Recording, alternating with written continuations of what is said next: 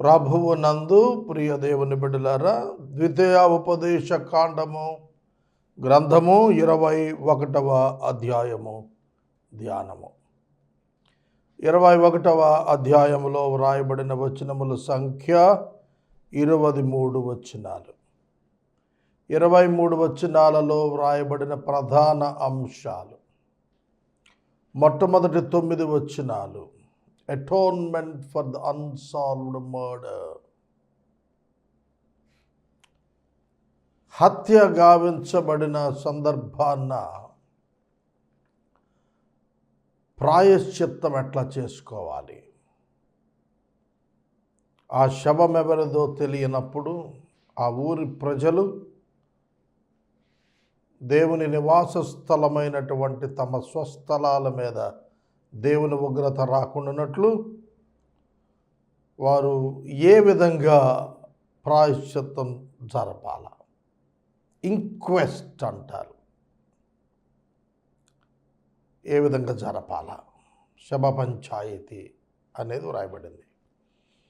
10వ వచనం నుండి 14వ వచనము వరకు ఉన్న వాక్య భాగంలో క్యాప్టివ్ ఉమెన్, చెరబట్టబడి తీసుకుని రాబడిన స్త్రీలలో ఎవరినైనా భార్యగా స్వీకరించాలి అని అంటే ఆ వ్యక్తి ఏం చేయాలి, అనుసరించాల్సిన విధానం.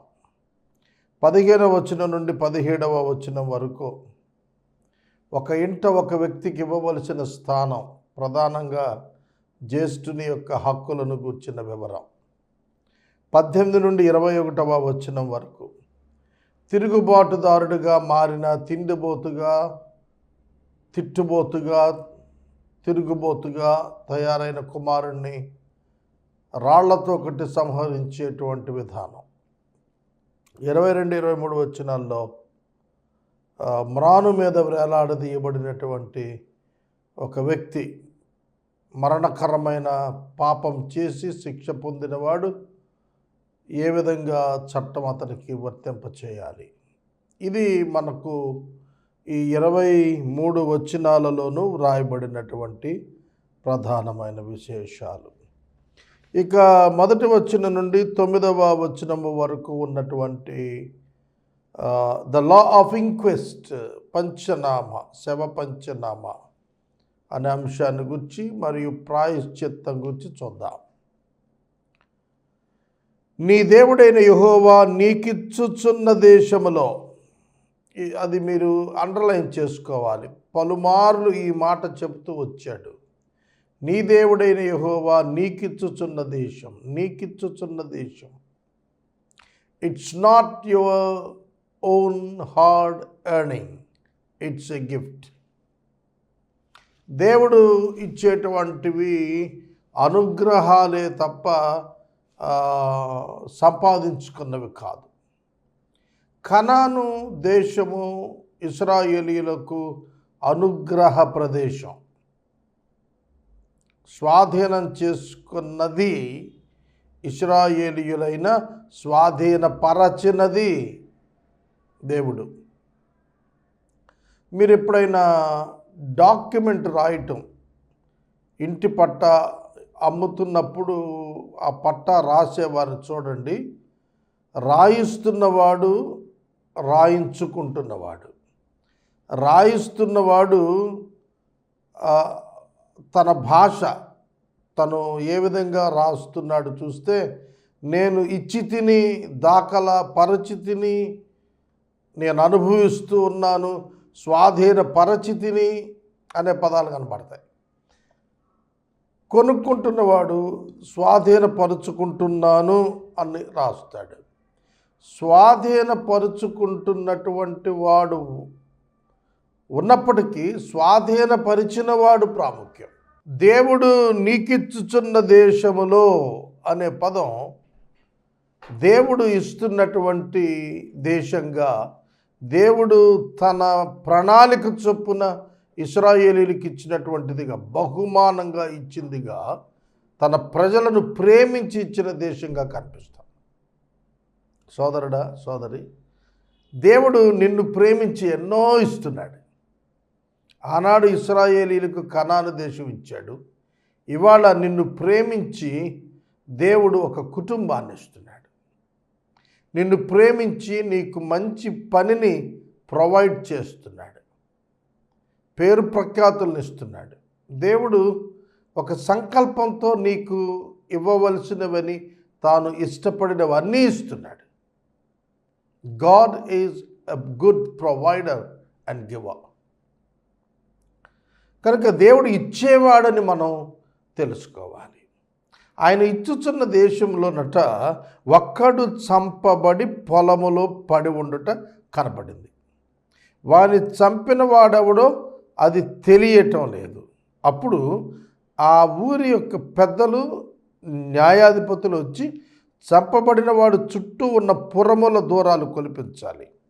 ఆ ఊరు ఏ శవానికి సమీపంగా ఉందో ఆ ఊరి పెద్దలు ఏ పనికి పెట్టబడక కాడి ఏడవని పెయ్యను తీసుకొచ్చి దున్నబడక విత్తబడక ఏటిలోనికి, దున్నబడకయు విత్తబడకయు ఉన్న ఏటి లోయలోనికి ఆ పెయ్యను తొలగిపోయి పోయి అక్కడ ఆ లోయలో ఆ పెయ్యి మెడను విరగదీయాలి. అప్పుడు యాజకులైన లేవీయులు దగ్గరికి రావాలి. యెహోవాను సేవించి యెహోవా నామమును దీవించుటకు ఆయన వారిని ఏర్పరచుకున్నాడు కనుక వారి నోటి మాట చేత ప్రతివాదము దెబ్బ విషయమైన ప్రతివాద్యమును విమర్శించబడాలి. అప్పుడు ఆ శవమునకు సమీపమందు నా ఊరి పెద్దలందరూ ఆ ఏటిలోయలో మెడ విరగదీయబడిన ఆ పెయ్యి పైన తమ చేతులు కడుక్కొని, మా చేతులు ఈ రక్తమును చిందింపలేదు, మా కన్నులు ఇది చూడలేదు, యెహోవా నీవు విమోచించిన నీ జనమైన ఇశ్రాయేలీయుల నిమిత్తం ప్రాయశ్చిత్తం కలిగనిమ్ము, నీ జనమైన ఇశ్రాయేలీయుల మీద నిర్దోషి యొక్క ప్రాణము తీసిన దోషాన్ని మోపొద్దు అని చెప్పాలి. అప్పుడు ప్రాణము తీసిన దోషమునకు వారి నిమిత్తం ప్రాయశ్చిత్తం కలుగుతుంది. అట్లు నీవు యెహోవా దృష్టికి యథార్థమైనది చేయనప్పుడు నీ మధ్య నుండి నిర్దోషి యొక్క ప్రాణము విషయమైన దోషమును పరిహరించుదువు. అటోన్మెంట్ అంటారు, పరిహారం. ఇక్కడ కొన్ని విషయాలు మనం జ్ఞాపకం చేసుకోవాలి. దొరికినది ఒక మానవుని యొక్క శవం. అతడు ఎవరో తెలియదు, చంపబడిన వాడెవడో తెలియదు. అటువంటప్పుడు ఆ శవం ఉన్నటువంటి స్థలం దగ్గరకు ఎవరు రావాలి? న్యాయాధిపతులు రావాలి, ఆ ఊరి పెద్దలు రావాలి. పంచనామా, ఇంక్వెస్ట్, శవ పంచాయితీ అంటారు చూశారు. అది జరిగేటప్పుడు మీరు ఎప్పుడైనా మార్చిరి దగ్గరికి వెళ్తే అక్కడ ఒక బృందం ఏర్పడతారు, శవ పంచాయితీదారులు ఏర్పడతారు. అందులో రెవెన్యూ ఉంటారు, పోలీసు ఉంటారు, హాస్పిటల్కి సంబంధించిన వారు ఉంటారు, బ్లడ్ రిలేటివ్స్, రక్త సంబంధికులు ఉంటారు, విట్నెసెస్ కూడా ఉంటారు. అక్కడ రాస్తారు, పలానా శవం పలానా చోట ఉంది, పలానా వాడు పలానా సమయంలో చూశాడు కనుక ఆ శవం ఆ పలానా ఊరికి పలానా డిస్టెన్సెస్లో ఉంది. దాని లొకేషన్ అంతా కూడా నోట్ చేస్తారు. ఆ శవం దొరికినప్పుడు రక్తగాయాలు ఎట్లా ఉన్నాయి, కండిషన్ ఆఫ్ ద బాడీ ఎట్లా ఉంది అంతా కూడా రాస్తారు. రాసి పంచాయతీ చేస్తారు. అట్లాగే ఇక్కడ కూడాను ఇది మనకు క్రీస్తు పూర్వం 3500 సంవత్సరాల క్రితం, ఇప్పటికీ క్రీస్తు పూర్వం 1450 సంవత్సరాలు మోషే చెప్పినప్పుడు, ఇప్పటికి 3500 సంవత్సరాల క్రితం చెప్పబడినటువంటి ఈ చట్టం ఇప్పటికీ కూడా అమలులో ఉన్నట్టుగా మనం చూస్తాం. ఈ శవ పంచాయతీ దగ్గర ఎందుకు దేవుడు అంతగా అటోన్మెంట్ కోరుతున్నాడు? మానవుడు దేవుని యొక్క పోలిక స్వరూపాల్లో చేయబడ్డాడు. మానవుని యొక్క ప్రాణానికి సాటి అనేది మరొకటి లేదు. మానవుని యొక్క ప్రాణమును ఎవడో తీయటానికి వీలు లేదు. అన్య జనాంగం అయితే ఎట్లయినా చేస్తారేమో కానీ ఇశ్రాయేలీలైతే ఒక పద్ధతి చట్టం ప్రకారంగా ఆ బాడీని డిస్పోజ్ చేయాలి. దేవుని ఎదుట వారు నిరపరాధులుగా కనపడేటట్లు తమను తాము గ్రామమంతా కూడా కనపరుచుకోవాలి. అది వారి బాధ్యత. ఆ గ్రామము యొక్క సరిహద్దులలో, గ్రామము యొక్క లోపట ఏది సంభవించినా కూడా గ్రామమంతా రెస్పాన్సిబిలిటీ. మీరు ఇశ్రాయేలీల చట్టాలను చూసినట్లయితే కుటుంబంలో తిరుగుబాటు చేసిన వాడిని కూడా పరిశీలిస్తూ ఉంటుంది సమాజం. తల్లిదండ్రులు అట్లాంటి వాడిని బయలుపటికి తీసుకుని వచ్చి సమాజం ముందు, పెద్దల ముందు నిలబెట్టినప్పుడు వారు వార్నింగ్ ఇస్తుంటారు. అయినా వినకపోతే కనుక పనిష్మెంటే పంపిస్తారు. కాబట్టి సోషల్ రెస్పాన్సిబిలిటీ ఉంది. సమాజానికి ఒక బాధ్యత ఉంది. ఒక సమాజంలో నివసిస్తున్న ప్రజలకు అక్కడ సంభవిస్తున్న వాటన్నింటిపైన కూడాను జవాబుదారీతనం ఉండాలి అనేది దేవుని యొక్క చట్టం యొక్క విశేషమైనటువంటి పద్ధతిగా కనిపిస్తుంది. ఇప్పటికీ కూడాను ఒక ప్రాంతంలో నివసిస్తున్న వారు ఆ పరిసర ప్రాంతాల యొక్క శుభ్రతకు, పరిసర ప్రాంతాల యొక్క లా అండ్ ఆర్డర్కు, పరిసర ప్రాంతాల యొక్క సామాజిక విషయాలకు అన్నిటికీ కూడా బాధ్యులే. వారి ప్రాంతంలో అసాంఘిక కార్యక్రమాలు జరుగుతున్నప్పుడు పోలీసు యొక్క దృష్టికి తీసుకురావలసినటువంటి బాధ్యత ఆ స్థానిక ప్రజలకు ఖచ్చితంగా ఉంటుంది. వాళ్ళు మాకు తెలియదు అంటానికి వీలు లేదు. ఎంక్వైరీ కూడాను పోలీస్ డిపార్ట్మెంట్ ఏదైనా అసాంఘిక లేదా హత్య లేదా ఇతర అవాంఛనీయ లా అండ్ ఆర్డర్ ప్రాబ్లం వచ్చిందంటే they will enquiry the local people. స్థానికులను ఎంక్వైరీ చేస్తారు. అట్లాగే అప్పుడు కూడాను ఈ విధమైనటువంటి చట్టాన్ని పెట్టాడు. దేవుడు నరహత్య చేసిన వాడిని తప్పకుండా శిక్షిస్తాడు. నరహత్య దేశాన్ని అపవిత్రపరుస్తుందట. నరహత్య దేశాన్ని అపవిత్రపరుస్తుంది. సంఖ్యాకాండము 35వ అధ్యాయము 33, 34 వచనాల్లో అంటాడు, నరహత్య దేశాన్ని అపవిత్రపరుస్తుంది. దేశంలో చిందిన రక్తానికి ప్రాయశ్చిత్తం చిందించిన వాని రక్తం వలనే సాధ్యమవుతుంది. మీరు దేశం అపవిత్రపరచకూడదు, అందులో నేను నివాసం ఉంటున్నాను అన్నాడు దేవుడు. మీరు దేశాన్ని అపవిత్రపరచకూడదు. అదేమిటి? ఎవడో ఒకడు అపవిత్రపరుస్తాడు, కానీ హోల్ సొసైటీ, హోల్ కాంగ్రిగేషన్ని దేవుడు అడుగుతున్నాడు. అవును ప్రియమైన దేవుని బిడ్డలారా, ఒక సొసైటీ రెస్పాన్సిబిలిటీ కలిగినటువంటి కాంగ్రిగేషన్ అంతటిని కూడా లెక్కిస్తున్నాడు. ఆకాను పాపం చేసినప్పుడు అతని యొక్క రిలేటివ్స్ని కూడా తీసుకొచ్చి ఆకోరు లోయలో వేసినట్లుగా, బాధాకరమైన లోయలో చంపినట్లుగా మనం చూస్తాం. They are responsible. ఒక ఫ్యామిలీలో ఒకడు తప్పు చేస్తున్నాడంటే ఫ్యామిలీ మెంబర్స్ అంతా రెస్పాన్సిబుల్. వారంతా కూడా అతన్ని చట్టం దృష్టికి తీసుకురావాల్సిన బాధ్యత ఉంది. కప్పిపెట్టి దాచుకోలేరు. కనుక ఈ విధంగా దేవుడు ఒక ప్రత్యేకమైన విలువ మానవ ప్రాణానికి ఇచ్చాడు. ఎందుకంటే ప్రతి మానవుడు కూడాను దేవుని యొక్క ఇమేజ్లో, లైక్నెస్లో, సారూప్యంలో, పోలికలో చేయబడిన వాడు. మానవుని ప్రాణం తీయటానికి ఎవరికి అధికారం లేదు. ఎవడు ప్రాణం తీయటానికి వీలు లేదు. ఒకవేళ తీస్తే అటువాని యొక్క రక్తం చిందించబడాలి. ఇది దేవుని యొక్క నియమం. దేవుడు మానవ ప్రాణానికి అంత విలువ ఇచ్చాడు. కనుక ఒక గ్రామం సమీపాన ఒక శవం పడున్నప్పుడు ఆ గ్రామస్తులందరూ కూడా ప్రాయశ్చిత్తం చేయాలి. అంటే మేము నిరపరాధులము, ఈ నిర్దోష రక్తంతో మాకు సంబంధం లేదు అని వాళ్ళు కమిట్ చేయాలి దేవుని ఎదుట. అందుకొరకు వాళ్ళు ఏం చేయాలంటే న్యాయాధిపతులను పిలుచుకోవాలి, పెద్దలను పిలుచుకోవాలి, ఆ ఊరి యొక్క శవాలు ఎక్కడ దగ్గర ఉన్నాయో అవి కొలతలు వేయించుకోవాలి. ఆ తర్వాత యాజకులు పిలిపించాలి.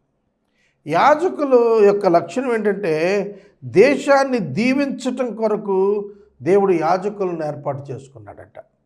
మొదటి దినవృత్తాంతముల గ్రంథము 23వ అధ్యాయం 13వ వచనంలో రాస్తూ అంటాడు, జనులను దీవించుటకు అహరోను కుమారులను లేవీయులను దేవుడు ఏర్పరుచుకున్నాడు, ప్రత్యేకించుకున్నాడు అని రాశారు. యాజకుని యొక్క పాత్ర ఏమిటంటే అతడే డిక్లేర్ చేయాలి. దేవుని పక్షంగా అంగీకరించబడేటట్లుగా యాజకుడినే అంగీకరిస్తాడు దేవుడు, పెద్దలను కాదు, న్యాయాధిపతులను కాదు. యాజకుడు ఖచ్చితంగా రావాలి. యాజకుడు పరిశీలన చేయాలి. ఆ తర్వాత వారిచ్చినటువంటి దున్నబడకయు విత్తబడకయు ఉన్నటువంటి ఏటిలోయలో ఏ విధమైనటువంటి పెయ్యను వారు కాడి ఏడవని పెయ్య, ఇంతకుముందు ఏ పనికి వాడని పెయ్యను మెడను వారు విరగదీసినప్పుడు అది ఇన్నోసెంట్ యానిమల్, అది విరగదీసినప్పుడు వీ టు ఇన్నోసెంట్స్ అని వాళ్ళు చెప్పటం. ఆ ప్రాణి బలి ఇచ్చినటువంటి చోట, మెడ విరగదీసినటువంటి చోట ఆ పెద్దలందరూ కూడా చేతులు కడుక్కొని మేము నిర్దోషులు అని చెప్పాలి. పిలాతు గారు యేసుక్రీస్తు ప్రభు దగ్గర ఏ విధంగా అయితే చేతులు కడుక్కుని ఆయన చెప్తున్నాడు నేను నిర్దోషిని అని చెప్పాడో, ఆ విధంగా చేతులు కడుక్కోవాలి.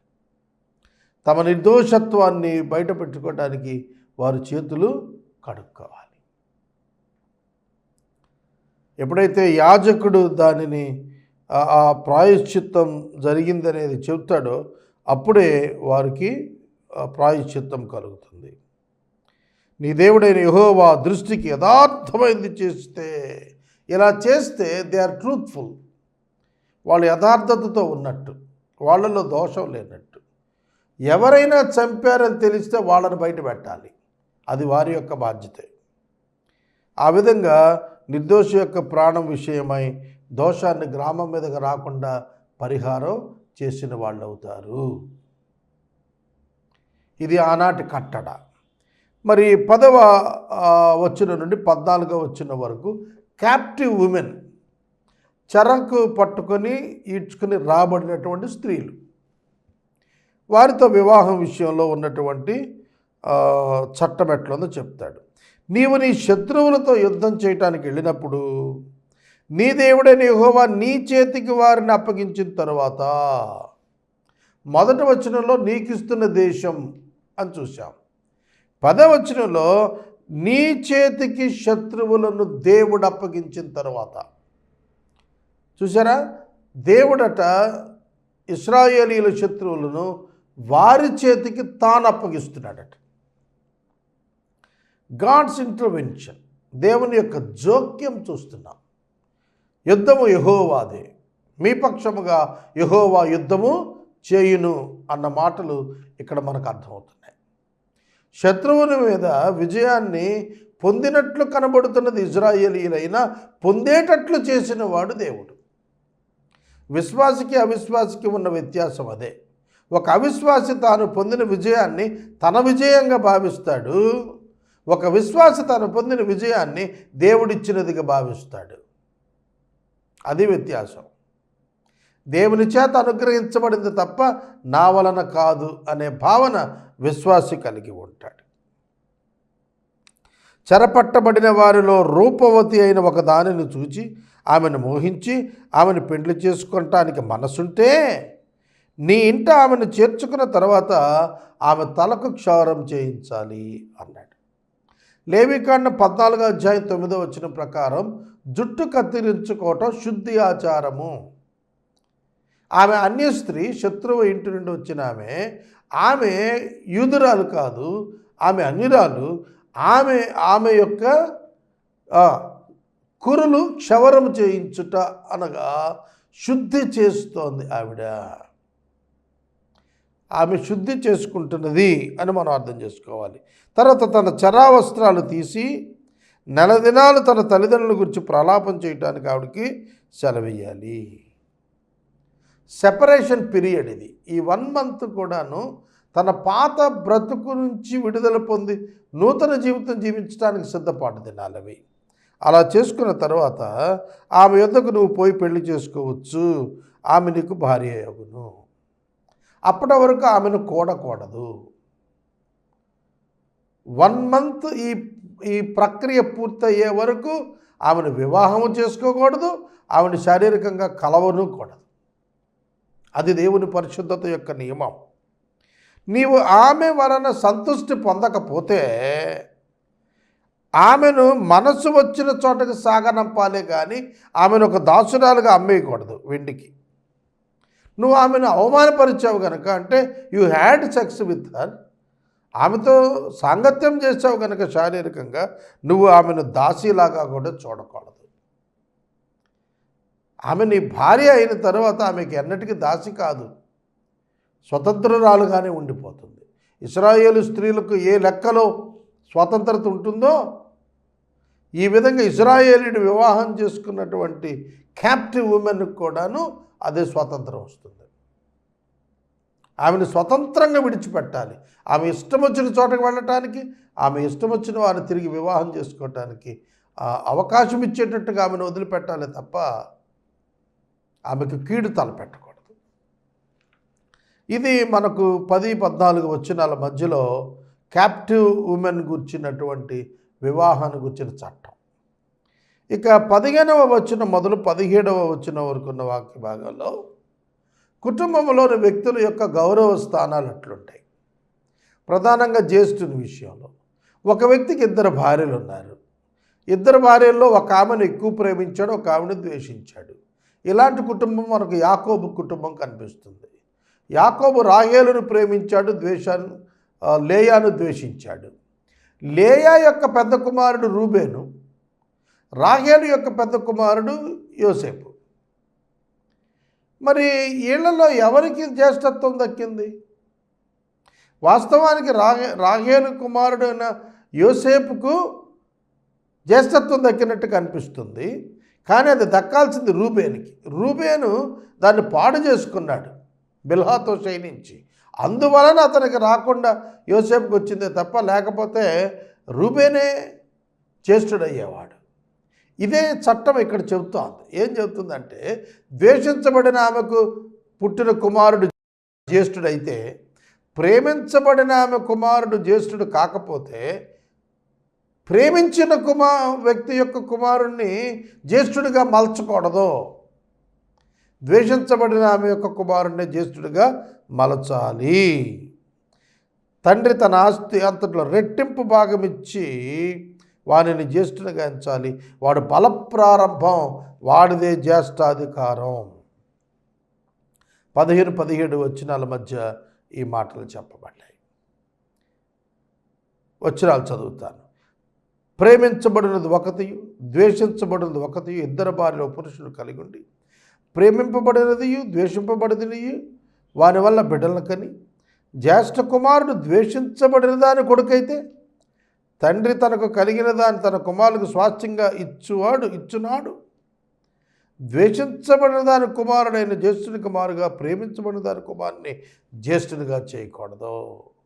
ద్వేషింపబడిన దాని కుమారునికి తండ్రి తన ఆస్తి అంతట్లో రెట్టింపు భాగమిచ్చి వానినే జ్యేష్ఠునికి ఎంచాలి. వీడు వాని బల ప్రారంభం కాబట్టి జ్యేష్ఠాధికారం వానిది.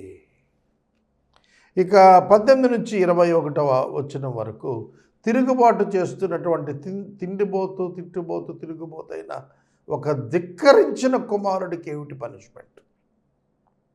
ఇశ్రాయేలు తండ్రులు కుమారులను దేవుని యొక్క భయభక్తుల్లో పెంచడం అనేది చాలా పెద్ద బాధ్యత. ఒక తండ్రి తన కుమారుని యొక్క క్యారెక్టర్, అతని కుమారుని యొక్క పనితీరుకు, అతని ప్రవర్తనకు అంతటికీ కూడా బాధ్యత. కాబట్టి ఎంత చెప్పినా కూడా వింటం లేదనుకోండి, పెద్దల దగ్గర తీసుకురావాలి. చెప్పినా వినలేదనుకోండి, వాడిని రాళ్లతో కొట్టి చంపడానికి అప్పగించాలి. అలా చేస్తే ఇశ్రాయేలులో ఒక భయం ఉంటుంది. కనుక దేవుని యొక్క విధానాల పట్ల వాళ్ళు జాగ్రత్త పడతారు యవనస్తులు అని ఈ చట్టాన్ని ఇచ్చాడు. ఒకని కుమారుడు మొండివాడై తిరగబడి తండ్రి మాట తల్లి మాట వినకపోతే, వారు అతను శిక్షించిన తర్వాత అతను వారికి విధేయుడు కాకపోతే, వాని తల్లిదండ్రులు అతను పట్టుకొని ఊరి గవిని ఎదురు కూర్చుని పెద్దల దగ్గర తీసుకొచ్చి, మా కుమారుడు వీడు మొండివాడుగా తిరగబడుతున్నాడు, మాట వెనక తిండిపోతూ తాగుపోతూ అయ్యాడని ఊరి పెద్దలతో చెప్పాలి. అప్పుడు ఊరి ప్రజలు రాళ్లతో వారిని సావగొట్టాలి. అట్లు ఆ చెడుతనము నీ మధ్య నుండి పరిహరిస్తావు. అప్పుడు ఇశ్రాయేలీలందరూ విని భయపడతారు. That was the issue. విని భయపడతారు.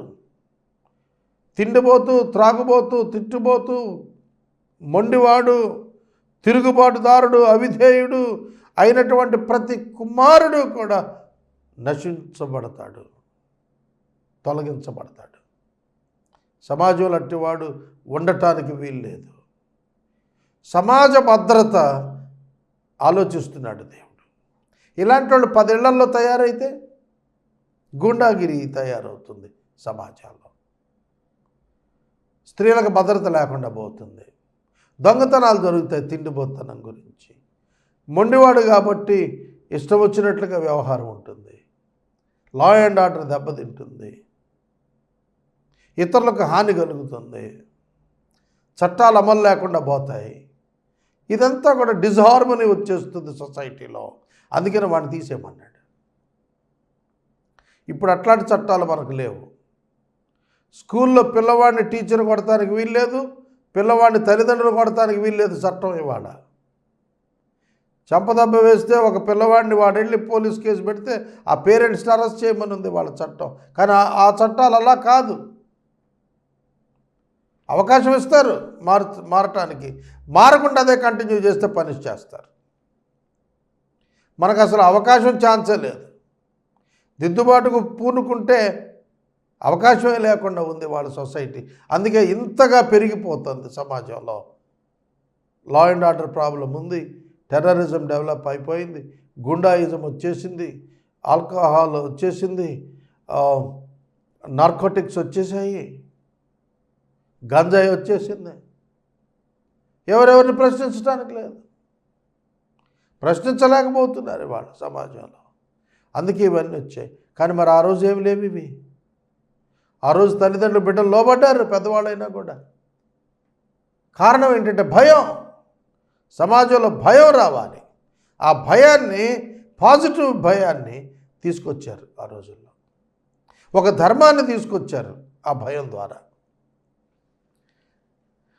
తర్వాత మనం 21 వచ్చిన వరకు చదివాం. ఇశ్రాయేలీలు అందరూ విన్నై భయపడతారు అట్లాంటివి చేస్తే. 22, 23 వచనాల్లో ఒకడు మరణశిక్షకు తగిన పాపం చేయగా మ్రాను మీద వేలాడదీసి చంపారు, అంటే శిలువ శిక్ష. యేసు ప్రభువుకు జరిగింది అదే. ఈ చట్టమే అక్కడ ఆయనకు కూడా అప్లై చేశారు.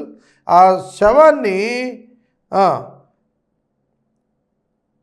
ఆ దినము రాత్రి వేళ మాను మీద ఉంచకూడదు. అందుకే ఆయన్ని సాయంకాలం ఆ శిలువ మించి దింపేశారు. బ్రతికుంటే ఉంచవచ్చు, శిక్షించబడి బ్రతికుంటే ఆ శిలువ మీద ఉంచవచ్చు, చనిపోయిన తర్వాత దించేయాల. చూడండి, ఆ శవము రాత్రి వేళ మ్రాను మీద నిలవకూడదు.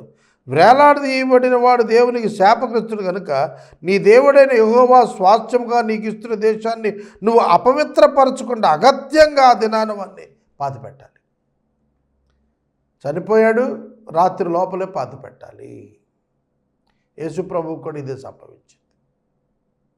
ప్రియమైన దేవుని బిడ్డలారా, ఇన్ని చట్టాలు ఇశ్రాయేలీయుల యొక్క సమాజం భద్రంగా ఉండటానికి దేవుడు ఏర్పాటు చేశాడు. ఇక్కడ మనం 21వ అధ్యాయాన్ని ముగించుకుందాం.